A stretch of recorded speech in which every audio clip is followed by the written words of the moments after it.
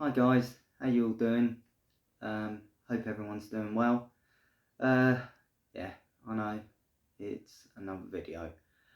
No, I just wanted to make this, well, sort of about comeback stories and no matter how down you are, that you can always come back. Um, so yeah,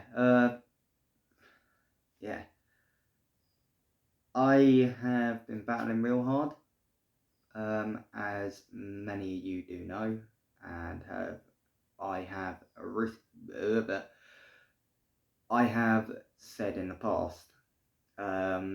So I was just watching sort of documentaries on people that have come back from the brink and have been successful.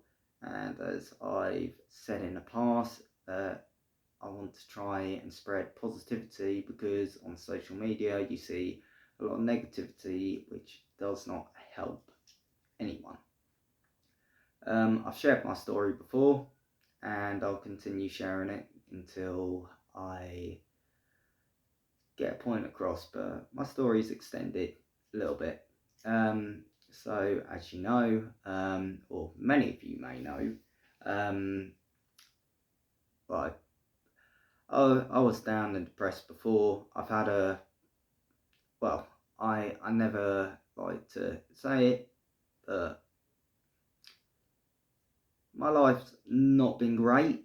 And I say that with a guilty conscience, because I know for a fact that there are people in this world a lot worse than I am. But this is just me from my point of view and emotionally how I felt in myself. So as you guys know, I've had my dealings in the past, but then ended up getting leukemia. I was about 4 months away from dying when I got my diagnosis. Yeah, and chances were still alright. That was pretty good, but it still wasn't, ideal. Because there was still a very good chance that I wouldn't be here as I am today. So I'm just sort of, saying, making this, just to sort of spread that story and to know that people can always come back from it. So without any treatment, I would have been dead within 4 or 5 months. And yeah, that was heartbreaking to me. But I went through heavy chemotherapy for months. I went through full body radiotherapy. I lost all my hair. I lost all my strength. And then I had a stem cell transplant, and at that point, I couldn't even sit up. I could barely hold my phone up. Just I felt too weak. Also, I've been suffering with a bit of post-traumatic stress, which I've been getting help with, and I feel like I could talk a little bit more open about what happened to me and what stems from that. And that was when I had my stem cell transplant, and I think I may have said this in the past. I know I've made a few videos, and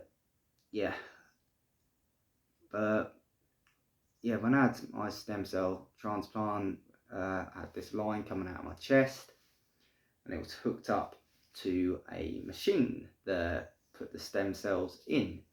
Now the stem cells have worked, but when it went in, I had a real bad reaction. I couldn't breathe.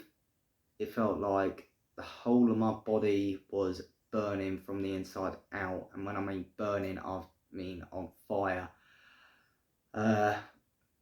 My dad said the way I looked, I just suddenly went grey. I had about 4 or 5 nurses around me, injecting me with all sorts to try and calm my reaction. I had this nebulizer on me to try and open my airwaves. And I remember distinctly looking in the nurse's eyes and thinking that was it for me. It felt like I was dying, and to be honest, there was a part of me, because the pain was that intense and this, how I felt like I was suffering. There was a part of me just wanted it to end. But then after that, like I said, I felt weak. I kept having to have blood transfusions. I kept having to have these other things. Oh, to be honest, forgot what they're called, but then yellow bags to help me and help myself recover, and that caused a lot of pain in my stomach and in my body, just from the reaction of it. Yeah, it was horrible. I couldn't eat. Like, I did not eat for 4 weeks. I was on these things called Scandi shakes to try and keep my weight somewhat decent. I got down to about 7 stone. And yeah, every time I would even try something to eat, every time I'd take one mouthful, it just came straight back up.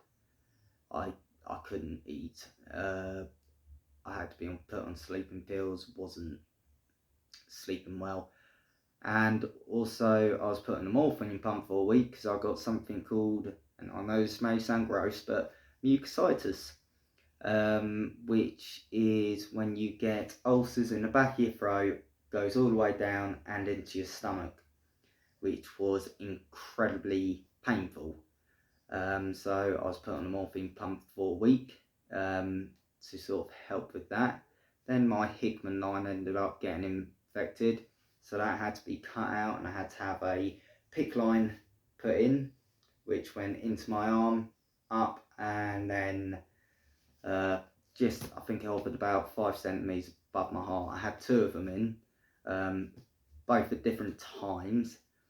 And yeah, and then coming out after I got past the 4 weeks, and the reason why like this whole 4-week process was important, because through the radiotherapy and everything, the reason why the stem cell transplant worked is it killed my bone marrow, it killed my immune system, so I had no immune system, and I sort of, the stem cells rebuilt it, so I was very susceptible to all sorts of illnesses, all sorts of diseases, everything. So I had to stay in one room for 4 weeks, and it was very hard for a lot of my family to come visit through one reason or the other. And my mum, bless her, she was unwell at this point. She had a viral sort of cold sort of thing. It lasted weeks, so she could not come up once, but she phoned me every day. And a lot of my other family can come up for various reasons, which and I ended up spending a lot of nights alone and worthless. And to be honest, I sort of just thought to myself, there was a point there where I was just like, I can't carry on. I seriously could not carry on with it. My dad would come up whenever he could, and seriously, I'm so thankful to him about that. He literally, anytime he could, he would come up, and he was with me a lot. And other members of my family, when they could, they would come up.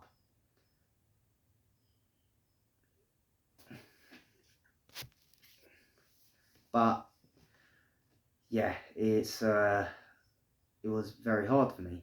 But in my head, I just sort of said to myself, you just gotta keep going.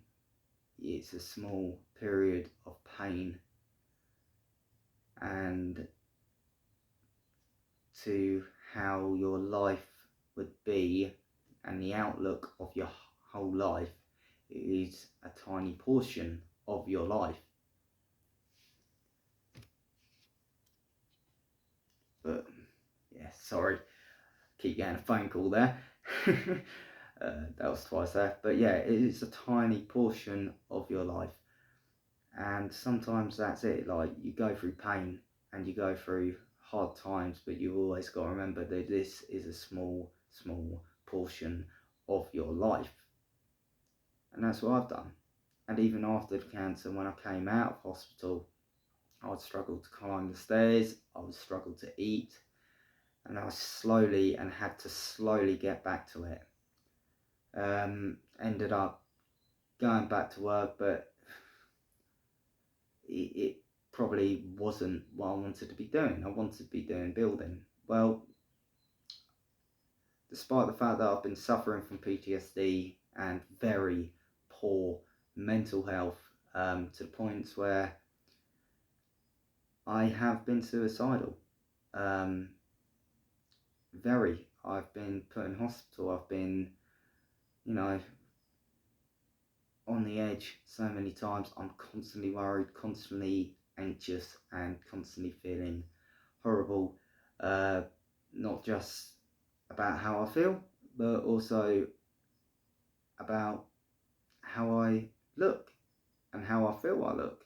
I don't look anything like I did before. The hair, the rashes that I've got, which I'm very self-conscious about. But I've just got to accept it and keep going. There was a time in my life where I had no strength. When I was younger, I was scared of everything. And then when I had cancer, I thought that was the end for me. It's never the end. Today, I've just done a trial shift, doing building, labouring, stuff like that, which I used to do when I was younger, when I had the strength, and I didn't think I'd ever have the strength to do that. But I did that today, and I got on brilliantly. Yeah, it was hard. I was sweating. I got cramps in my body, but yeah, I'm building up my strength, and I'm trying, and I know for a fact that I'm never going to give up. I'm going to keep trying, and I'm going to get there. And this is a massive step. And after this trial shift, if I get this job, it is a huge step. I've moved out. I'm now living. I've got a housemate, but I'm living in a 3-bedroom house, and I'm independent. And I've got my own ambitions in life, and I am going to make it. So this just pretty much, I wanted to sort of share this just to say, no matter what you're going through, no matter what you're feeling and how dark things may be, because I know it can feel like there's no way out, it can feel like you're in a pit and there is no way out, but you've just got to persevere, you've just got to keep going, and remember, it is a small portion of your life. And recovery, like, it'll be 2 years on November the 1st since my stem cell transplant. It's taken me this long to sort of really start taking these steps. It may take time, and it's going to take time, and it's still going to take a lot of time for me, but I feel like I'm on the right path. And after feeling worthless, feeling hopeless, and feeling like that was it for me, I feel like that I've got a future, and I feel like I've got something to work towards. So yeah, this is a message to all of you. Keep going. Never give up. Never think the worst, and never ever contemplate ending your own life. Because ending your own life, that's permanent. That is permanent. What you're going through, and considering you have most of your life ahead of you, you still got so much to go, and that's not permanent, because things can change. You never know what's around the corner. And if you get yourself into that mind state, you can achieve anything. You can go and do anything. Get yourself on that right track. Once you get yourself on that right track, that right frame of mind, then you can do it. Nothing's holding you back apart from you. You are holding you back. Keep going. Never give up. I promise you, I really do. All the bad times will pass, and in years from now, you'll be a better person, or you'll be in a better position. Everything you're going through right now is going to make you a lot stronger in the future. And think of that. There's always a way out, and there's always a light at the end of the tunnel. So, yeah, keep going. So yeah, thank you for listening. And all the best to everyone, especially if you're going through some dark times right now. Thank you.